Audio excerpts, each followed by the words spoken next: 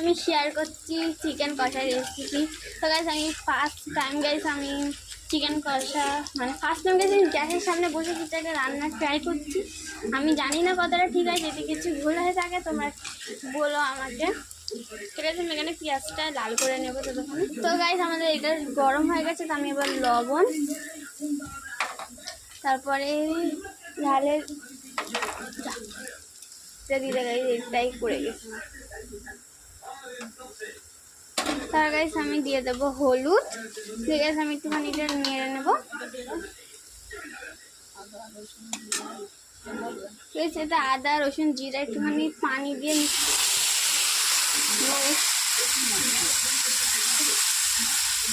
এটা হালকা নেড়ে নেবো। আমি ভয় পেয়ে গেছি। তো গাইস আমি একটু এমনি করছি দেখে আমি মানে ভেবেছি খিটা হয়ে গেলে এমনি জোরে হয়ে গেছে। ফার্স্ট টাইম গাইস চিকেন কষা দেখছি। তো গাইস এটা গরম হোক তখন আমি এটা 2 থেকে 3 মিনিট গাইস আমি এমনি রেখে দিয়েছিলাম।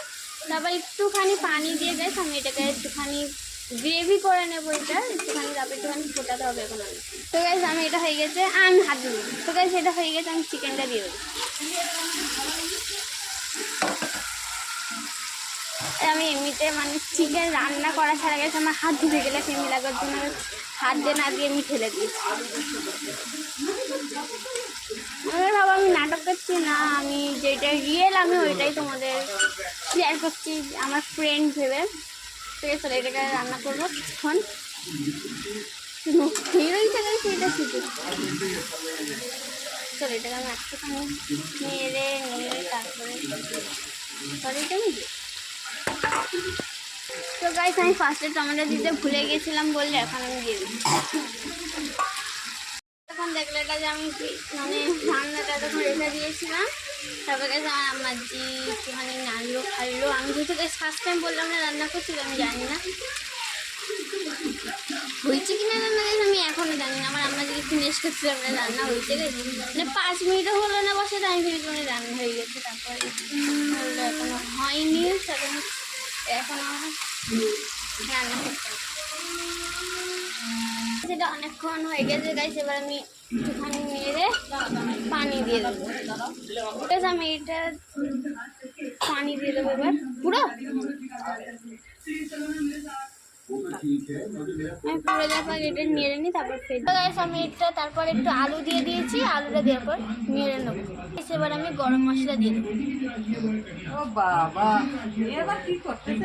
দেখো গাইস আমি এটা কি বানিয়েছি বলো তো। দেখো মানে গাইস তোমরা তো সবাই জানো তো আমাদের দোকান। তো গাইস দোকানে সেই কাপ খাবার এনেছিলাম আমরা 2 টাকা করে বলতে গাইস। তো গাইস দেখো আমার কত সুন্দর আমি হোমমেড ফোন বানিয়েছি। তোমরা যদি গাইস এই 4 লাখ টাকাওয়ালা ফোন আমার iPhone 16 Pro Max কে দেখেছো বলবে।